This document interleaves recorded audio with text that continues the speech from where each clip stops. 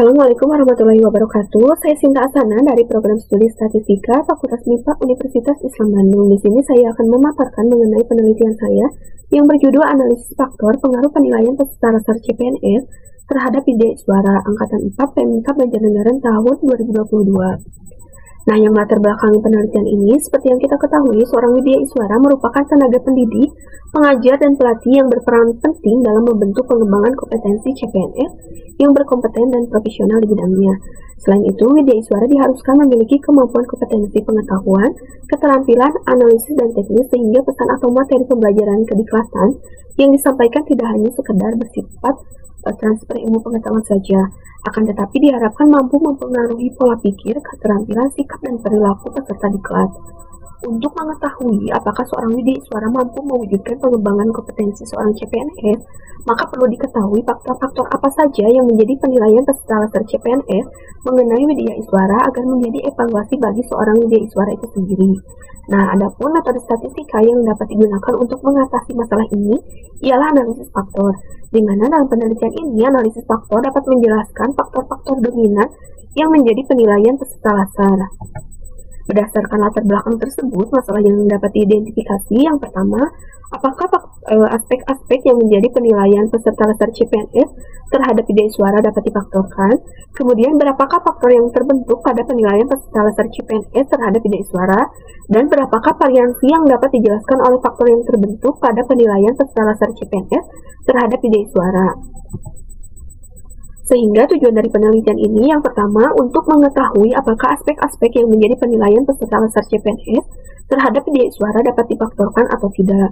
Kemudian untuk mengetahui jumlah faktor yang terbentuk pada penilaian peserta lasar CPNS terhadap Widya Iswara, dan untuk mengetahui jumlah variansi yang dapat dijelaskan oleh faktor yang terbentuk pada penilaian peserta lasar CPNS terhadap Widya Iswara. Nah, pada tahun 2014, BP Elvira menuliskan prosedur dari analisis faktor yang meliputi 4 hal. Pertama, menghitung matriks korelasi dengan metode uji Bartlett dan melihat nilai MSA-nya. Kemudian, ekstraksi atau proses factoring, lalu menentukan jumlah faktor di mana faktor yang terbentuk, yaitu faktor yang memiliki nilai eigenvalue lebih besar dari 1. Dan yang terakhir, loading faktor atau penataan faktor. Adapun data yang digunakan dalam penelitian ini yaitu data sekunder yang diperoleh dari PPSDM Biominerba. Data tersebut terdiri dari Widya Iswara atau pengajar, materi pembelajaran, dan 10 aspek penilaian yang harus diisi oleh setiap peserta lasar CPNS dengan rentang penilaian dari 1 sampai dengan 100. Nah, yang selanjutnya yaitu hasil dari analisis penelitian ini. Terdapat 10 aspek dengan simbol sebagai berikut. Nah, yang pertama yaitu uji validitas. Dengan menggunakan taraf nyata atau alfa 5%, yaitu 0,05, ternyata seluruh aspek dari I1 sampai dengan I10 memiliki nilai p-value lebih kecil dari nilai alfa yang digunakan, sehingga dapat dikatakan bahwa semua aspek valid dan semua aspek dapat dijadikan sebagai alat pengumpulan data yang akurat. Yang selanjutnya yaitu uji reliabilitas berdasarkan nilai Cronbach alfa diperoleh 0,793, artinya lebih dari nilai kritis yaitu 0,6, sehingga semua aspek menghasilkan kekonsistenan atau reliable. Yang selanjutnya yaitu analisis faktor. Diperoleh nilai KMO MSA sebesar 0,962 lebih besar dari 0,5, yang artinya proses analisis sudah tepat dan dapat dilanjutkan. Dan diperoleh nilai p-value dari uji Bartlett lebih kecil dari nilai apa yang digunakan yaitu 0,05, artinya semua aspek layak untuk dianalisis lebih lanjut. Nah, yang selanjutnya yaitu nilai anti-image correlation. Berdasarkan diagonal matriksnya, ternyata nilainya lebih dari 0,5, sehingga semua aspek dapat diikut sertakan dalam analisis. Nah, yang selanjutnya itu masuk pada proses factoring atau ekstraksi berdasarkan nilai komunalitis. Ternyata seluruh nilai ekstraksinya memiliki nilai di atas 0,5. Nah, dengan demikian semua aspek dapat dilanjutkan ke langkah analisis faktor yang selanjutnya. Nah, yang selanjutnya yaitu loading faktor berdasarkan nilai total variance explained. Nah, ternyata terdapat satu komponen saja yang memiliki nilai eigenvalue lebih besar dari 1. Dengan demikian, faktor yang terbentuk sebanyak 1 faktor saja, di mana faktor yang terbentuk tersebut memiliki variansi sebesar 83,78%. Artinya, faktor yang terbentuk tersebut dapat menjelaskan 83,78% dari variabilitas ke-10 aspek asli.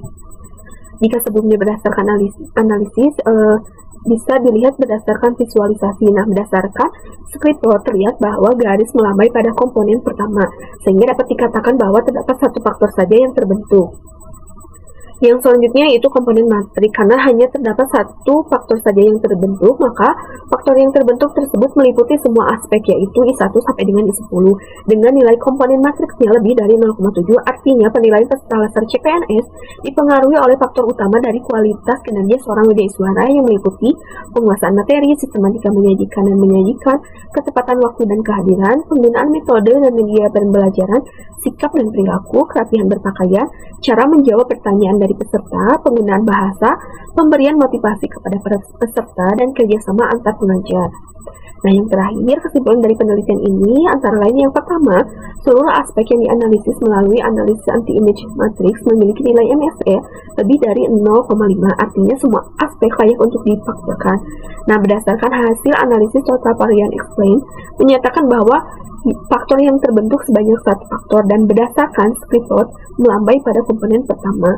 Dan yang terakhir, faktor yang terbentuk tersebut memiliki angka eigenvalue sebesar 8,38, yang berarti bahwa faktor tersebut mampu menjelaskan 83,78% dari variabilitas ke-10 aspek asli, dan sisanya 16,22% dari variabilitas dipengaruhi oleh aspek lain yang tidak diteliti.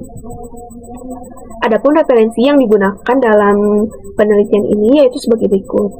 Nah, sekian yang dapat saya sampaikan. Terima kasih atas perhatiannya. Wassalamualaikum warahmatullahi wabarakatuh.